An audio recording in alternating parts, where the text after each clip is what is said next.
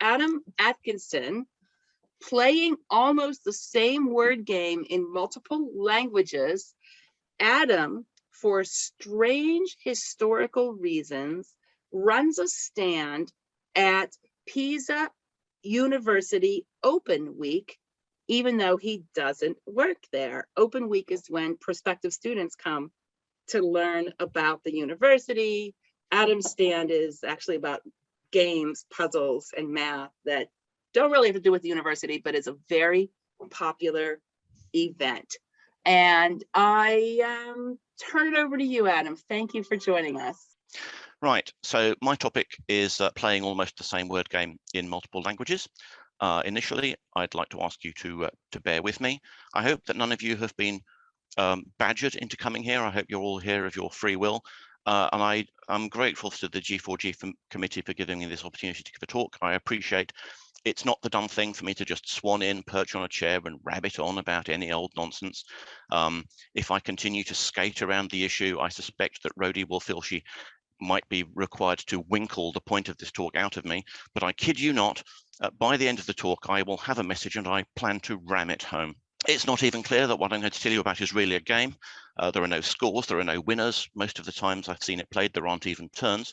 Perhaps it's more of a pastime or an obsession or even a lifestyle, or all of the above. And the game is called Animals Which Are Verbs, although I understand that in some places people would prefer animals that are verbs because there's a that which distinction in some countries which doesn't exist in the UK to the best of my knowledge.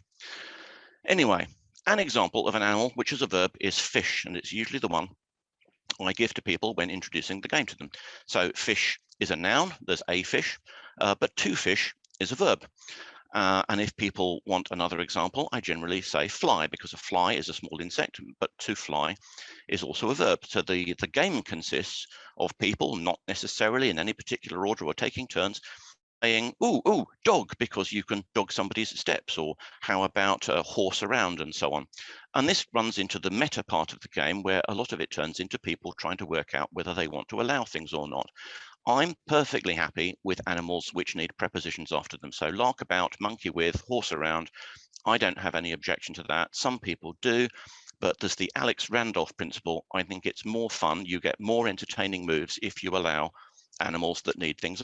Your steps doesn't need a preposition, but it pretty much needs extra words after it. It's weird. An awful lot of people quite early on in the game seem to come up with duck and swallow as their next examples. It's a very, very common thing to run into.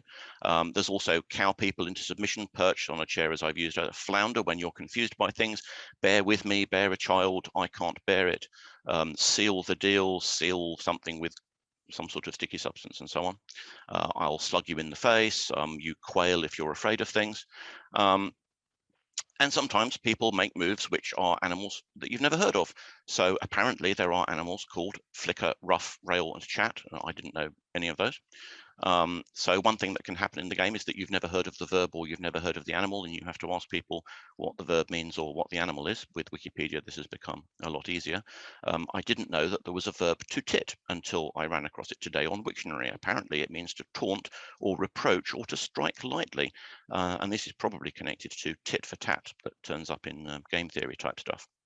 So based on observations of people playing this, the rules appear to be that the verb has to be an infinitive, the animal needs to be singular, or probably just the way it happens, because I can't think of any plural animals that make interesting verbs, so I don't think that's a rule, it just comes out that way. And we want them to be homophones, so they sound the same, and homographs, so that they're spelled the same. This means that I don't like lionize, because that's not the animal, it's a verb built from the animal. I don't like does, plural of doe, and does the verb, because they're spelt differently. I'm not a big fan of does, plural of doe, and does the verb, because that's the present tense third person and it doesn't sound the same as does. And dove the animal and dove, past tense of to dive, wouldn't be an example as I've usually run into it. If you want to include things like that, that's up to you. But what happens when playing this game is that rather than scoring points, you tend to get reactions from people along the lines of okay, or oh, that's very nice, or whatever. And even when people allow these kinds of things, they don't generally seem to be taken fantastically well. So if you want to play the game, how you do it is up to you. Bore, past tense of to bear, or just bore the verb and bore the animal, pronounced the same, written differently. To be the verb and be the animal, spelled differently, pronounced the same. But then if you're doing the meta version of the game, you run into borderline cases. What about louse? Well, there's an animal called louse, but as far as I know, the verb is pronounced louse with a sort of hard S or Z sound in it.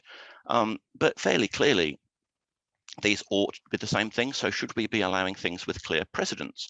Possibly, yes. House, the noun, and house, the verb, are pronounced with a similar pronunciation change. I don't have a strong position about this, but part of the point of the game can be people saying, gosh, I hadn't thought of that, we should probably allow it. One that had never occurred to me at all until somebody suggested it to me this year was raven, the verb. Now the animal is raven, and as far as I know, the verb would be raven, so ravening hordes and ravenous and things like that. I'm inclined to say I wouldn't count that, but it's a very nice borderline example.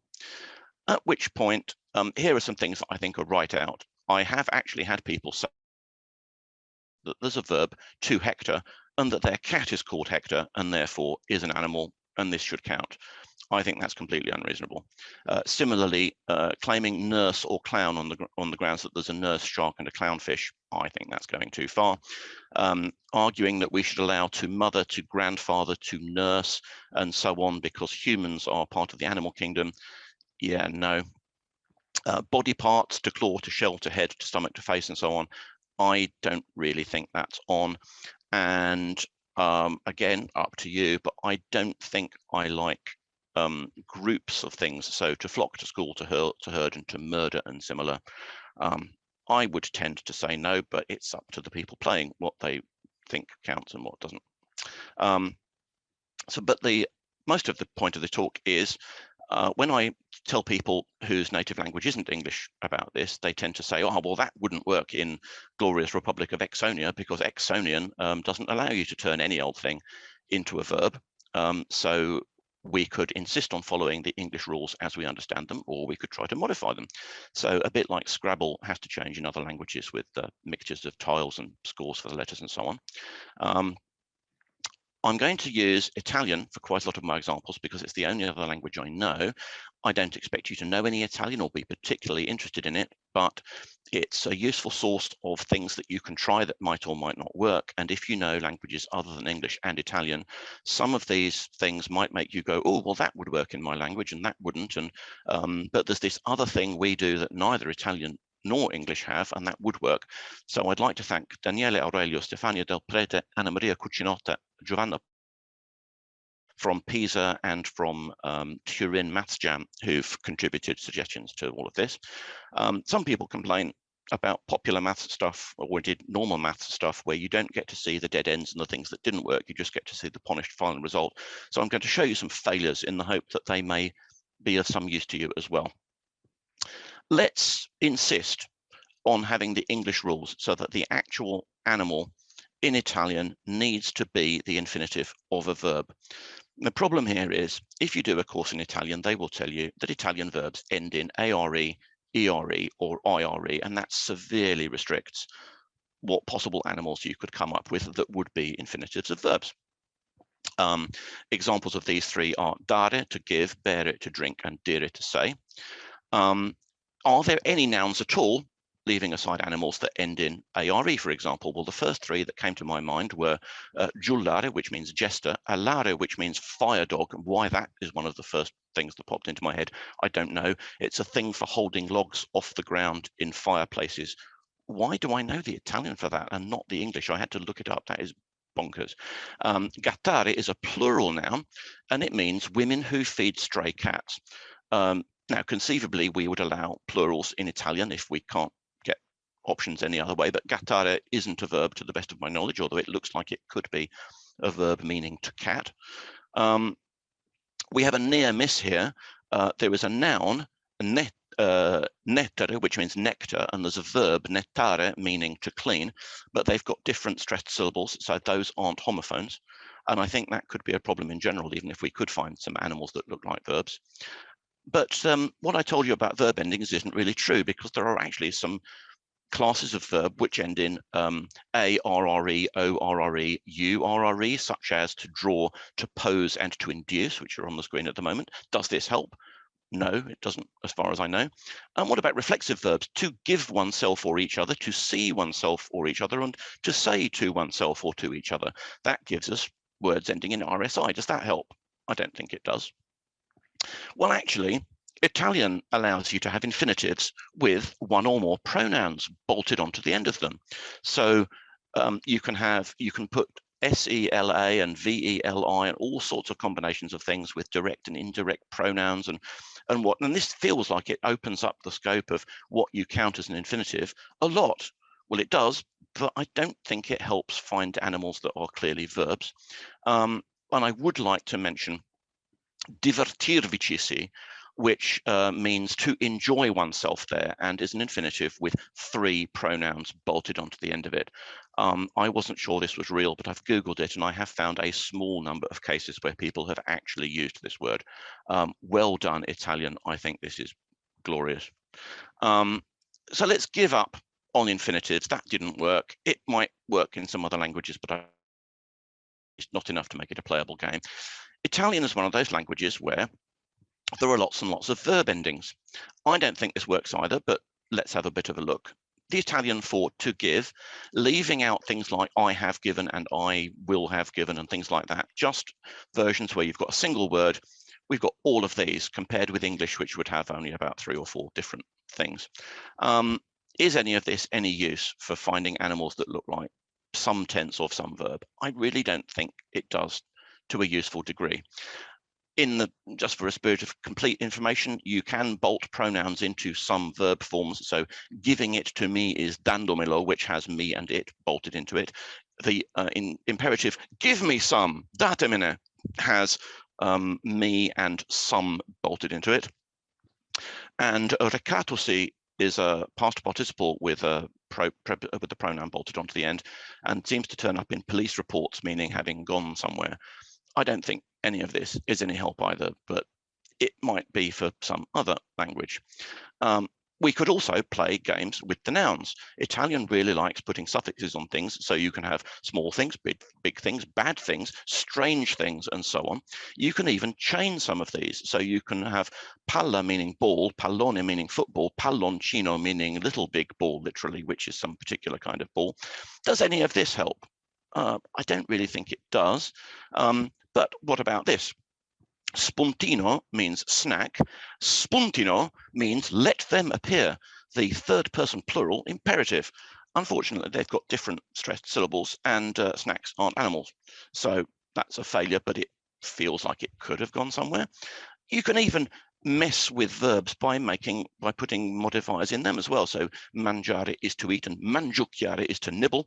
Cavarsela is to manage or succeed, and cavicchiarsela is to just about get by. Is any of this any use? No, I don't think it is, actually. So let's talk about something that I think does work in Italian and quite possibly in a lot of other European languages as well.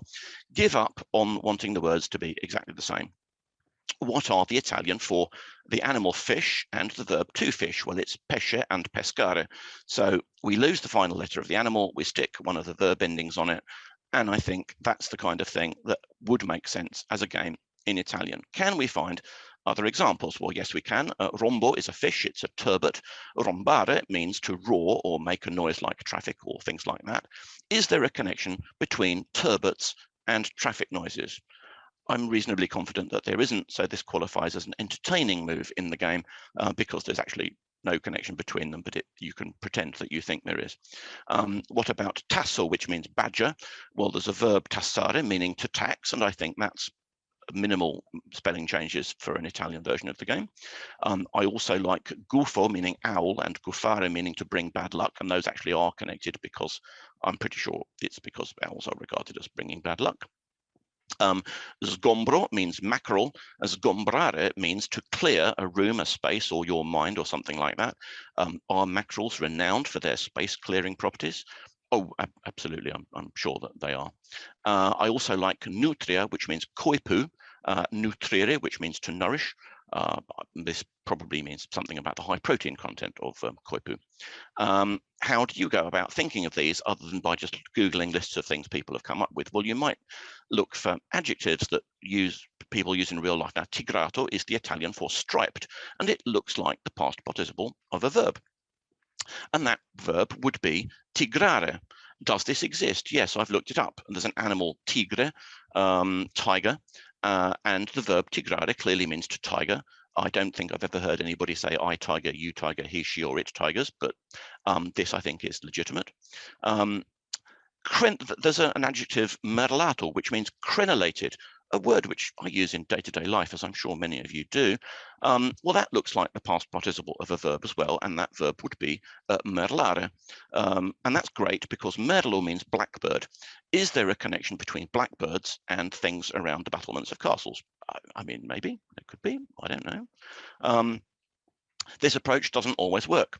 I realized that the Italian for nutmeg is noce moscata. Moscata looks like the past participle of a verb moscare, but actually it derives from the capital of Oman and has nothing to do with being a past participle at all.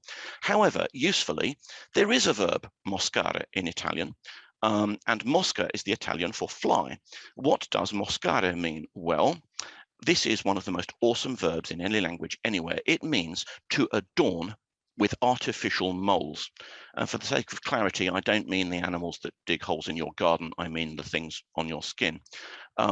Why is there a verb for this? It's probably to do with beauty spots back when those were a thing, but it's a very short word for something which doesn't seem like you would want to talk about it all that often. How far do we want to go with the spelling changes? I don't think we want to take cavallo, which means horse, and turn it into cavalcare, to ride, or accavallare, to cross your legs. That feels like it's going too far, but it would be up to people playing the game in Italian to decide what they thought made sense and what didn't. Scimmia ape and scimmiottare to ape, it more than I'm really thrilled with here. And gatto cat and sgattaiolare, to sneak, feels like we're going completely beyond the bounds of sanity. I do, however, like cigno, swan, and incignare, to use something for the first time, such as wearing a new piece of clothing or opening a bottle of wine or cutting a new loaf of bread. I think that's I don't think there's a connection there, but it's a nice example, and it's the sort of thing that makes me feel that maybe we should allow things like this in Italian, partly because with the rules as I've described them so far, there's only about 25 examples we can think of. This would open opportunities like porco, pig, although more in the all men are pigs sense than the literal animal sense, and sporcare, which means to dirty, but with an S in front of things in Italian, it's usually the opposite of something. So maybe it looks like it should mean to remove pigs from, but it doesn't. What about other languages? Well, Tiago Hirth sent me a link to a German Scrabble list, which has a bunch of animal verbs in it.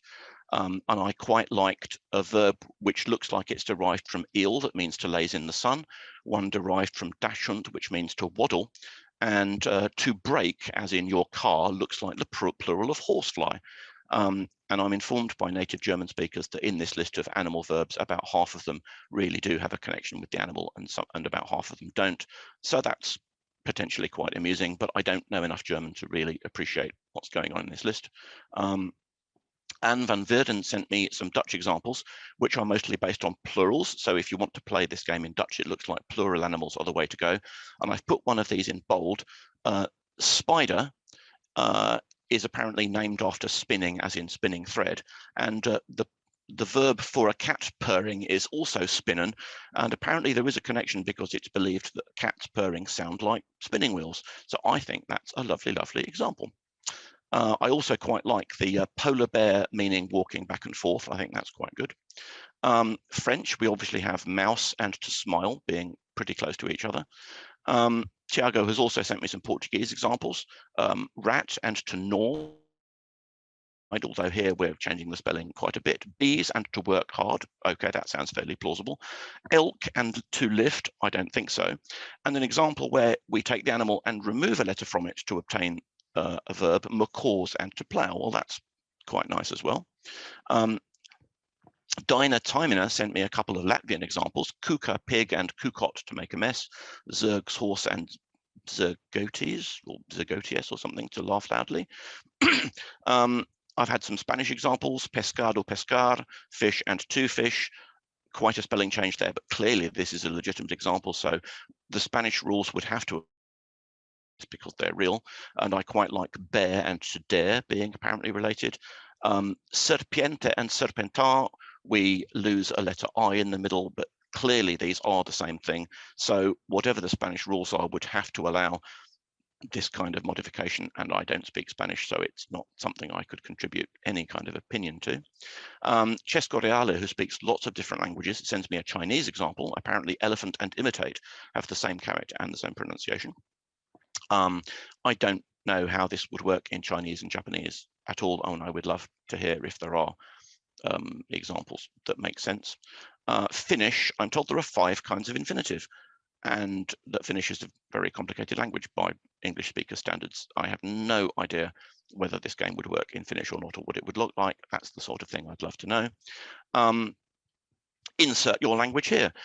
Is English the only language where you can just turn things into verbs magically? Maybe there are others and I don't know about them. Maybe there are languages where this works even better than it does in English. What would the rules have to be for your language if your native language isn't English or Italian?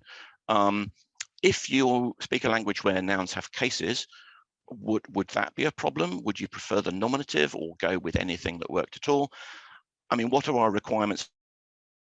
Easy ones that you can feed people to start with, like fish and fly in English. You don't want the rules to be too contrived. So all of that nonsense earlier about Italian infinitives with multiple pronouns built into them and weird endings about strange and small nouns just feels messy and horrible. And you also want a reasonable number of moves. So English has over 100 examples that I'm aware of, I think, and Italian we're at about 25 with the rules as specified. We might want more than that, but even 25 is enough for a small group of people to sit around the table and say verbs at each other for a few minutes. And I think that's actually all I have to say. So thank you very much. I will now stop sharing. Thank you, Adam. That gave everybody so much to think about. The chat was exploding. So one way the chat was exploding is what you predicted, which a lot of people would start to try to think of examples. So people were I'll tell you some of those, but then I'm going to talk about what some of the questions are that came in. Okay, I mean, I'm scrolling down the chat. Yeah. Oh yeah. So people were talking about badger, pig, rats, louse, cow, weasel, and so on and so on and so on. So there was some debate. So one thing that is a debate going on in the chat is the word man. Would, according to the way you interpret the rules, would man be acceptable in English? I think, as with to grandfather and to mother and so on, I would tend to say no, but I mean, who really cares? It's up to the people playing at the time. You don't get points, but you do get people saying, oh, quail, that's nice, and oh, flounder, I hadn't thought of that, and so on.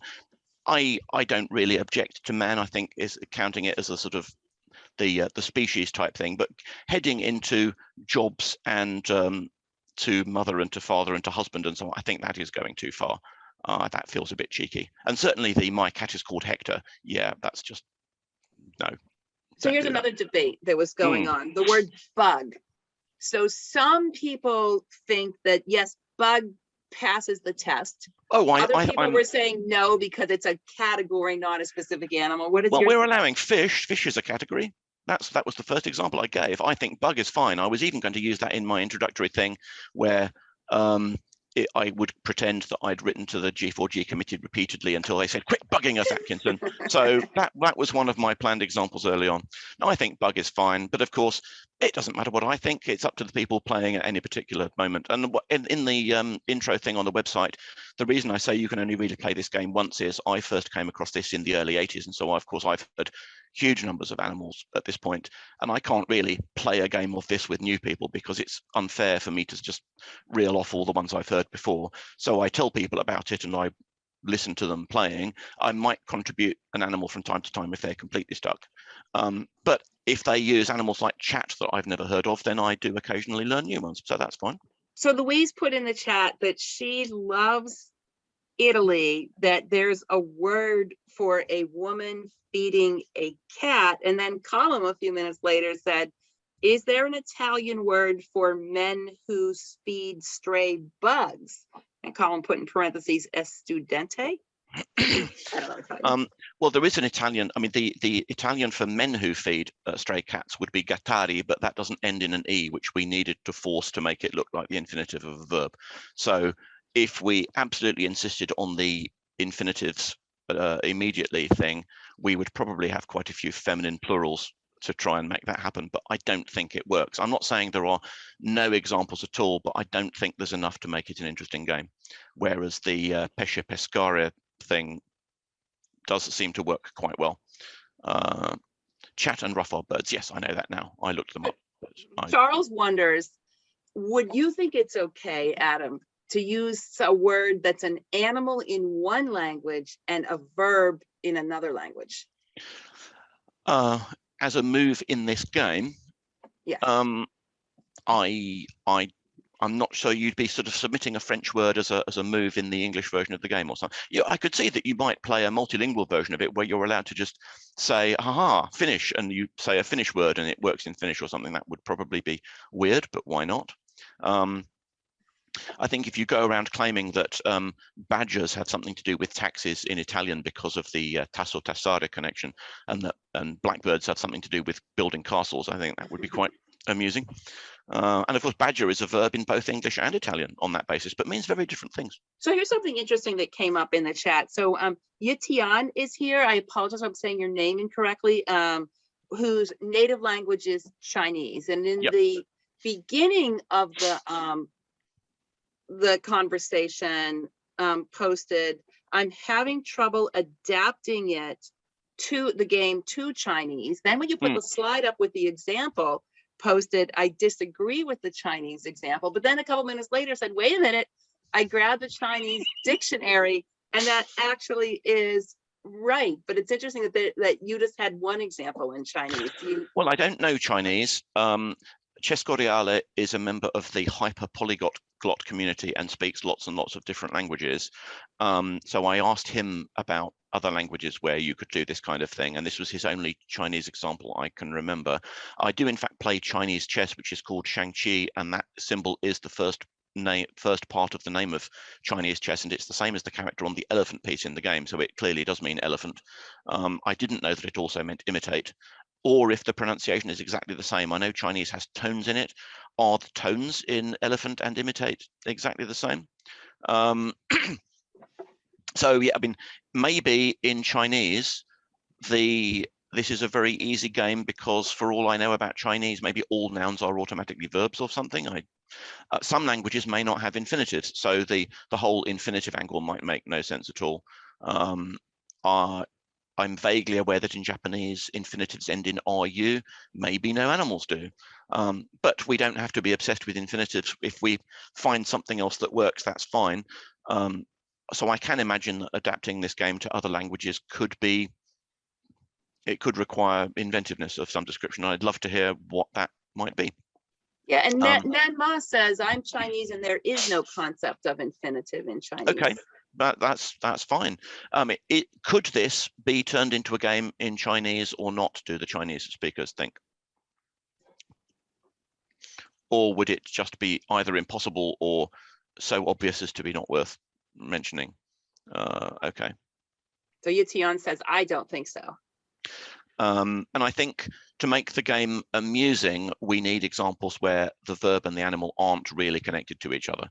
I mean, broadly speaking, I think badger and crenellate and things like that are more amusing than fly and fish and some of those kinds of things. There's nothing wrong with them, although some of the ones where there could well be a connection are quite nice if they're obscure and you just hadn't thought of them. Flounder, does that have anything to do with the fish? I suspect it doesn't really. In fact, I googled it and it seems to derive from a typo. It used to be founder and it became flounder and doesn't seem to have anything to do with the fish, although maybe the fish flop around a lot and you think, oh, we're there struggling or something. I'm talking rubbish at this point. So let's go back to English. So early on in your presentation, Yes. John posted a link to a website that has a list of animal verbs. I think it was on the website Diatrope. And then a little later, Nicole said that a very interesting question is, and again, I think we're talking about in English now, is how is there a way to think of these things without looking at lists online? That made me think about, as a math teacher, one thing we always say to students in math is, what is the winning strategy? So is there a strategy in English that if we were playing this competitively for points, like, oh, let's conjugate all the verbs or something like that, or something that you recommend? I've never tried playing it for points. The only time I've probably really played it was the first time I came across it, which I think was in the early 80s, although I'm not quite sure. And we didn't play it for points, and we didn't even take turns necessarily. We didn't want to put anybody on the spot and all sit there waiting for somebody to think of a new animal. So we were sat around and, you know, somebody would say, oh, slug. And then somebody else would say, oh, quail, or whatever, swan, duck, goose, which is a verb apparently. I think I mentioned the thing about adjectives. You think, well, hang on a minute, striped is an adjective. Does this come from a verb stripe that I've never knowingly used? Apparently, yes, it does. Is that an animal? Well, it's not in English, but it was in Italian. So some of the Italian ones I've come up with have been me thinking, well, what about nutmeg? Is that actually from a verb? Well, no, it's not, but it was worth investigating. Sometimes it arises from random conversations with people or listening to the radio when somebody suddenly uses a verb and you think, oh, that's one I hadn't thought of. So across, CoM, louse to mess up and louse the animal and louse to mess up. I thought louse, the verb, had a Z sound in it, but possibly not. And as I said, sometimes the game tends to get quite meta. People end up talking more about, I don't think this one counts and this one feels borderline and whatnot, than actually just sitting there naming animals. And that's fine and perfectly admirable. It's not supposed to be something I'm expecting people to start going off and playing necessarily. I just hope that it enriches some people's lives to now realize that when people on the radio or TV or something use an animal verb, they go, oh, animal verb, or similar. Or when you're learning a foreign language, you might try to spot things like this. For example, woodpecker in Italian is picchio, and to beat is picchiare, which feels like there probably is a connection, although I don't know.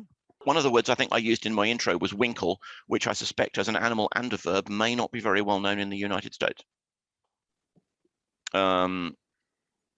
And yeah, as CoM says, you could do this with vegetables or minerals or some other class of thing. Homophones are quite a good English game to play with non-native speakers, because you discover that they think two words are pronounced the same which aren't, or don't realize that two words are pronounced the same because they think they're different. And so that's a fairly common English as a foreign language type exercise. And my suspicion is I may first have come across the animal verbs game in some sort of English as a foreign language context, but I genuinely don't remember. And does this game have an actual name? Not that I'm aware of. I mean, animals which are verbs demonstrates no creativity whatsoever. That's sort of deliberate. And this is one of the things I've occasionally done at Pisa University Open Week at my stand. It's a bit off the mainstream of the kind of stuff I'm there for, but nothing else I do is relevant to what people would do if they signed up to the University of Pisa, and neither is this. So from a consistency point of view, why not? It seems to amuse some people. So why not, really? Some people write, I know I get occasional one-word emails from people, so that one or two people that I've introduced this to in, say, the last year, occasionally just email me something with skate or crow or something, because they've just realized that that's an example. And that's fine. And there's nothing wrong with that. So many people have been posting all throughout. This is great. This is wonderful. Thank you so much. I think you've given people something to think about for the years. I would absolutely love to hear from people whose native language isn't one I know, some kind of idea of whether or not the English rules work in their language, where the answer seems to be usually no, and what they think would be reasonable to turn it into a game in their language, if it's possible at all. Now, of course, if it's Russian or Korean or something where I don't even know what the alphabet looks like, that's going to be potentially problematic. But I would quite like, what are some genuine examples like fish and fly in English where they clearly are the same thing, and some amusing examples like, say, what is it, perch. I do not believe that the perch, the fish, has anything to do with sitting on stools. So Adam, you're asking people to communicate with you Yes. about how to put this into effect into other languages. What's the best way for people to get that info to you? My email address is gira@mistral.co.uk, and I've just put it into chat. Now, of course, if it's a language that's very far away from anything I know about, I might have no understanding of how verbs are formed, or if nouns all have to look like particular things or whatever, and potentially that's quite a lot of work for somebody. But even just here's a real example and here's a fake example might be quite amusing. I don't know if any of the Dutch examples were fake. They all looked plausible. So a polar bear meaning to walk up and down, that seems like something that polar bears do in zoos and so on. So they all felt real, but if some of them aren't, that would be possibly amusing. But even some of the real ones, like the cat purring and spiders spinning being all related to spinning wheels, I thought that was great. So there could be examples like that in other languages where there is a connection between the animal and the verb, but it's not a connection that exists in English, and so it would not have occurred to me. That would be lovely. So is English the language that has the most examples in your lists? Of the ones I'm aware of, I think so, yes, but I would love to know if that, when obviously English and Italian are the only two languages I actually know. The German list that Tiago sent me has quite a few entries in it, but it also allows some words with prefixes as far as I can tell. So you've got, N animal the thing, or D animal the thing, or whatever, and maybe that's fine.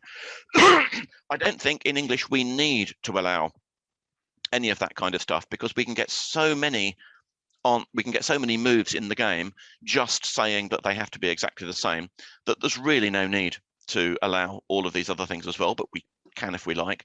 So yes, I would love to know, are there other languages where this works as easily as it does in English? Maybe there are. I'm certainly not saying that there aren't. I don't think it does in German and Spanish and French and things, but they're all languages from a fairly limited area of the world. Maybe in Arapaho or Tagalog or Korean or something, it works even better. And I'd love to know how. It could be that in some language it's a complete non-issue. They would say, well, all nouns are verbs automatically. So this is a complete non-game because you could just say anything. I've also had some people say that even in English, to any animal you like means to hunt that animal. So in what's it called? The Tom Hanks movie, Forrest Gump. He is on a shrimping boat. Presumably what you do on a shrimping boat is shrimp. To shrimp, the verb. Is that real? I suppose so. If you're very into hunting, yes, I'm going to go tigering today, I was lioning in the veldt, and maybe that feels a bit cheaty, but does it work in Klingon? Well, I don't know. I'm up to being told if it works in Klingon as well. Does it work in Latin or ancient Greek? I don't know anything useful about them.